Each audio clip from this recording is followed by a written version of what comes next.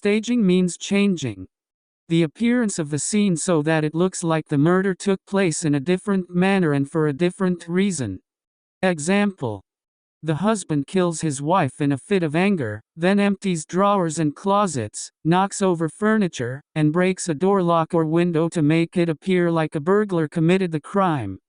When investigators discover that the wife was severely bludgeoned and stabbed 20 times, the light of suspicion falls on the husband. A burglar wouldn't engage in such overkill, preferring instead to kill and run. Overkill usually is personal, with anger as the common underlying drive. Taking trophies and souvenirs. Many criminals take things from the crime scene.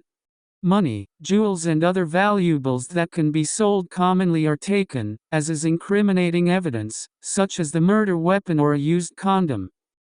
Serial offenders, on the other hand, tend to take objects that have no monetary or evidentiary value. But, regardless of what the object is, it holds some value to the perpetrator, and he will use it to relive the crime in later fantasies.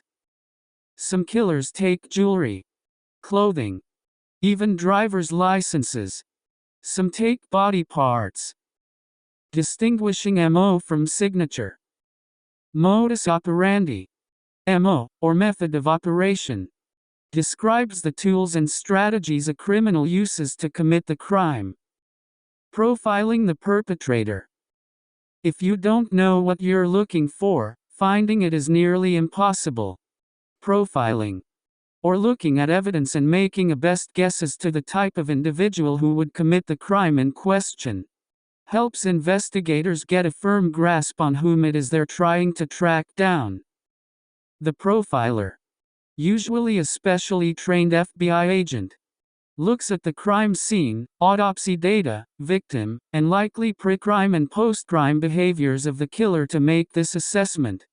The profiler answers questions like: how did the killer gain access to the victim? What did the killer do to the victim? Did the killer try to cover his or her tracks, and, if so, how? What is it about this victim that attracted the killer? What motive or fantasy drove the killer to harm the victim in the particular manner at the particular time and location?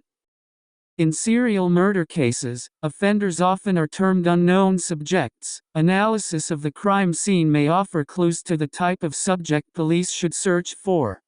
That analysis has become known as offender profiling.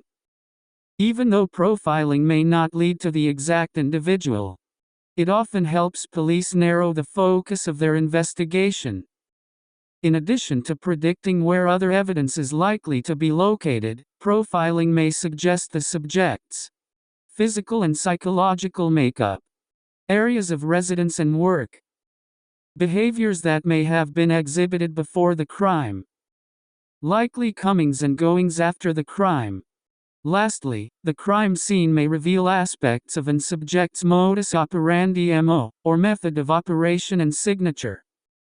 Criminal profiling evolved from studies conducted by the FBI's Behavioral Science Unit, which now is known as the Investigative Support Unit. The studies were designed to gain insight into violent criminals.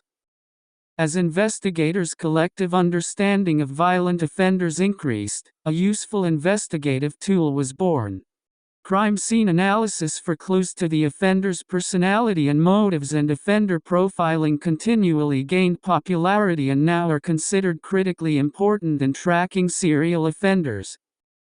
The premise that the perpetrator not only leaves behind physical evidence but also behavioral and psychiatric evidence is leading criminalists to understand that this evidence may be key to finding perpetrators.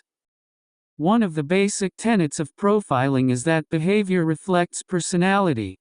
How a person acts depends upon his or her personality and psychological needs and fears.